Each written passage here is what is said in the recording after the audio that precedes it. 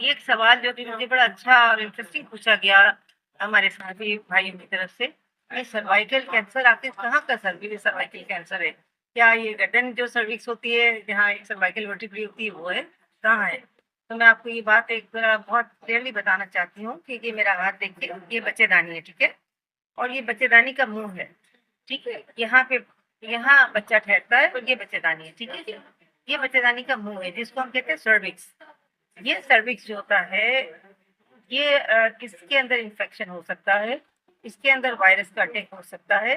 वो वायरस का अटैक किस वक़्त होता है, जब सेक्सुअली ट्रांसमिटेड होता है। जो ह्यूमन पैपिलोमा वायरस है, जैसे मैंने बताया, जो सर्विकल कैंसर करता है, वो ये वाला सर्विक्स है, बच्चेदानी का सर्विक्स है, ठीक है?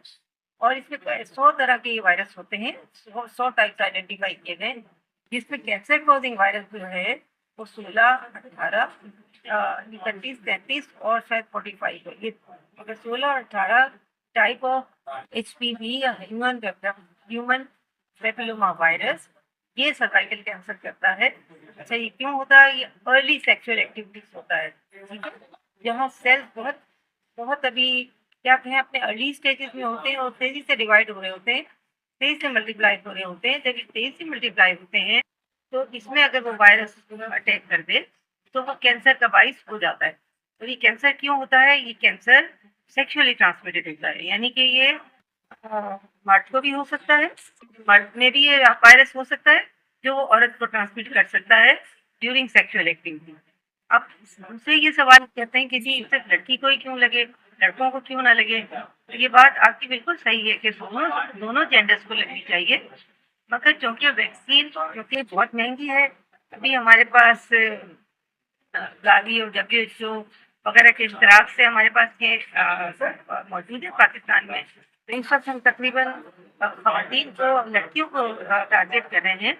अगर ये पूल रिड्यूस हो जाए तो हम आगे लड़कों को भी टारगेट कर सकते हैं, क्योंकि जैसे मैंने बताया कि ह्यूमन पैपिलोमा वायरस लड़कों में यानी एनल कैंसर जिसको कहते हैं, पखाने की जगह का कैंसर, वो बड़ी आंत का जिसको नीचे वाली वो कहते हैं एनल कैंसर, और ओरल कैंसर जो मुंह का कैंसर होता है, ये लड़कों में भी कॉमन है, खासतौर से उस वक्त जब सेक्सुअल पार्टनर एनल या ओरल रूट इस्तेमाल करता हो, ठीक है? तो ये नहीं है कि लड़कों में नहीं होता, ये सेक्सुअली ट्रांसमिटेड होता है, may be from female to female. और ये कहते हैं कि तौलिया से हो जाएगा, कपड़ों से हो जाएगा, तो ये बात सही नहीं है। तौलिया, कपड़े, साबुन, इससे नहीं होता। कोई चीज़ से इस तरह हो सकता है कि आगे की जगह में कोई जख्म है तो उस जख्म से उसे होगा, मगर ज़्यादातर इसका ट्रांसमिशन सेक्सुअल ट्रांसमिशन है। और इसको रोकने के लिए, इस मूडी मर्ज को रोकने के लिए हमें ये चाहिए होता है कि हम 9 से 14 साल की लड़कियों को क्यों टारगेट करें?